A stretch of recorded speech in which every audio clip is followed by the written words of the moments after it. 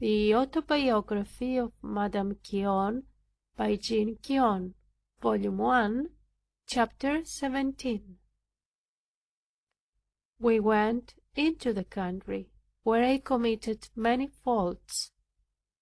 I thought I might do it then, because my husband diverted himself with building. If I stayed from him, he was dissatisfied. That sometimes happened, as he was continually talking with the workmen. I set myself in a corner, and there had my work with me, but could scarcely do anything, by reason of the force of the attraction, which made the work fall out of my hands. I passed whole hours this way, without being able either to open my eyes or know what passed. But I had nothing to wish for, nor yet to be afraid of. Everywhere I found my proper center, because everywhere I found God. My heart could then desire nothing but what it had. This disposition extinguished all its desires, and I sometimes said to myself, "What wantest thou? What fearest thou?"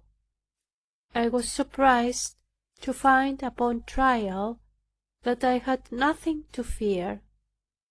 Every place I was in was my proper place. As I had generally no time allowed me for prayer but with difficulty, and would not be suffered to rise till 7 o'clock, I stole up at 4, and kneeling in my bed, I wished not to offend my husband, and strove to be punctual and assiduous in everything. But this soon affected my health and injured my eyes, which were still weak. It was but 8 months since I had the smallpox. This loss of rest brought a heavy trial upon me. Even my sleeping hours were much broken by the fear of not waking in time. I insensibly dropped asleep at my prayers. In the half hour that I got after dinner, though I felt quite wakeful, the drowsiness overpowered me. I endeavored to remedy this by the severest bodily inflictions, but in vain. As we had not yet built the chapel, and were far from any church, I could not go to prayers or sacrament without the permission of my husband. He was very reluctant to permit me, except on Sundays and holidays. I could not go out in the coach, so that I was obliged to make use of some stratagems, and to get service performed very early in the morning, to which, feeble as I was, I made an effort to creep on foot. It was a quarter of a league distant. Really, God wrought wonders for me. Generally, in the mornings, when I went to prayers, my husband did not awake until after I was returned. Often, as I was going out, the weather was so cloudy, that the girl I took with me told me that I could not go, or if I did, I should be soaked with the rain. I answered her with my usual confidence, "God will assist us." I generally reached the chapel without being wet. While there, the rain fell excessively. When I returned, it ceased. When I got home, it began again with fresh violence. During several years that I have acted this way, I have never been deceived in my confidence. When I was in town and could find nobody, I was surprised that there came to me priests to ask me if I was willing to receive the communion, and that if I was, they would give it to me. I had no mind to refuse the opportunity which thou thyself offered me, for I had no doubt of its being thee who inspired them to propose it. Before I had contrived to get divine service at the chapel I have mentioned, I have often suddenly awoke with a strong impulse to go to prayers. My maid would say, "But, Madam, you are going to tire yourself in vain. There will be no service," for that chapel was not yet regularly served. I went full of faith, and at my arrival had found them just ready to begin. If I could particularly enumerate the remarkable providences which were hereupon given in my favor, there would be enough to fill whole volumes.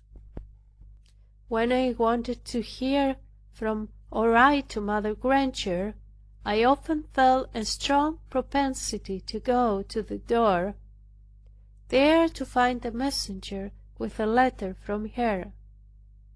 This is only a small instance of this kind of continual providences.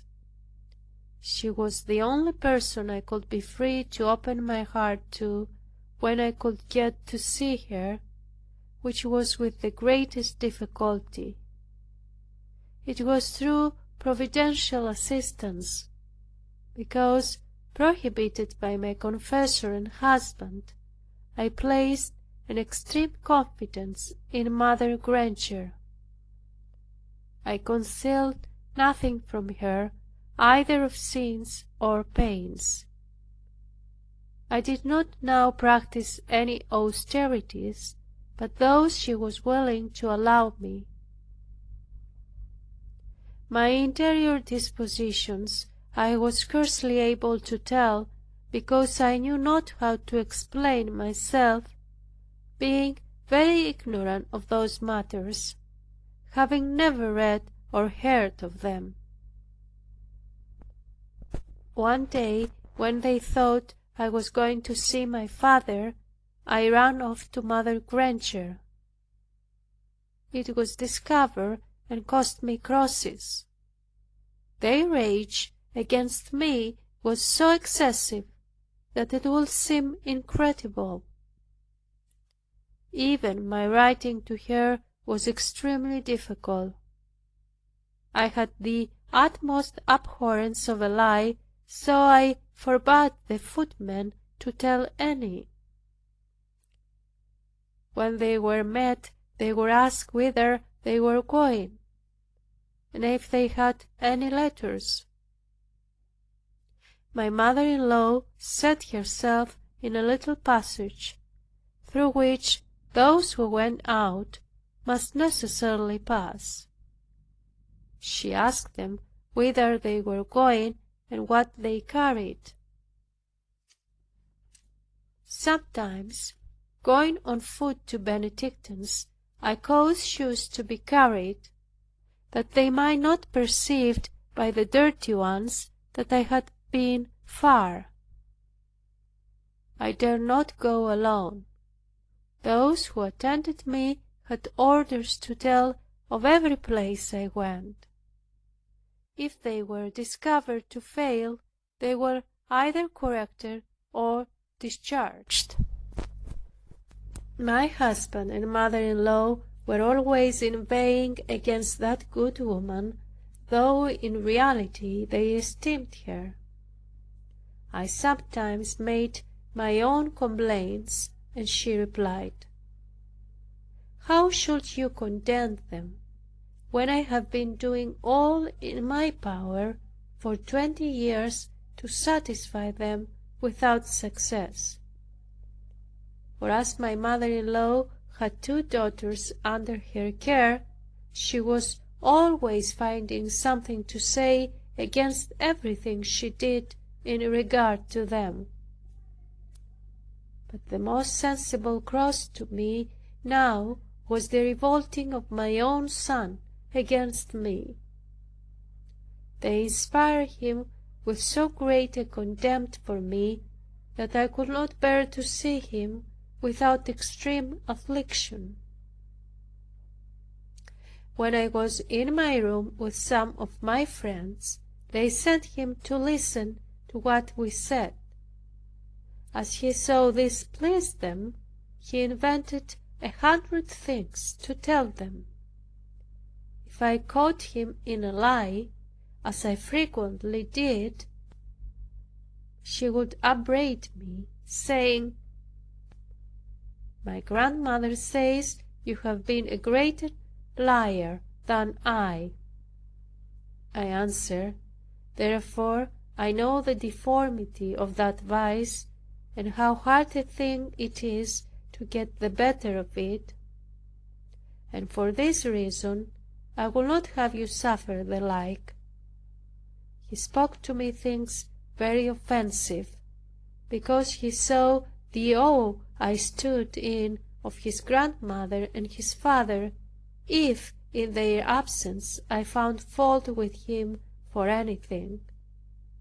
He insultingly upbraided me. He said that now I want to be set up over him because they were not there. All this they approved of. One day he went to see my father, and rashly began talking against me to him, as he was used to doing to his grandmother. But there he did not meet with the same recompense. It affected my father to tears.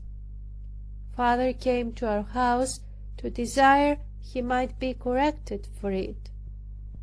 They promised it should be done, and yet they never did it. I was grievously afraid of the consequences of so bad an education. I told Mother Granger of it, who said that since I could not remedy it, I must suffer and leave everything to God. This child would be my cross. Another great cross was the difficulty I had in attending my husband. I knew he was displeased when I was not with him, yet when I was with him, he never expressed any pleasure. On the contrary, he only rejected with scorn whatever office I performed. He was so difficult with me about everything, that I sometimes trembled when I approached him. I could do nothing to his liking, and when I did not attend him, he was angry. He had taken such a dislike to soups that he could not bear the sight of them. Those that offered them had a rough reception. Neither his mother nor any of the domestics would carry them to him. There was none but I who did not refuse that office. I brought them and let his anger pass. Then I tried in some agreeable manner to prevail on him to take them. I said to him, I had rather be reprimanded several times a day than let you suffer by not bringing you what is proper. Sometimes he took, at other times he pushed them back. Where he was in a good humor and I was carrying something agreeable to him, then my mother-in-law would snatch it out of my hands. She would carry it herself, As he thought I was not so careful and studious to please him, he would fly in a rage against me, and express great thankfulness to his mother. I used all my skill and endeavors to gain my mother-in-law's favor by my presents, my services, but could not succeed. How bitter and grievous, O my God, would such a life be were it not for Thee! Thou hast sweetened and reconciled it to me. I had a few short intervals from this severe and mortifying life. This served only to make the reverses more keen and bitter. End of chapter 17, volume 1.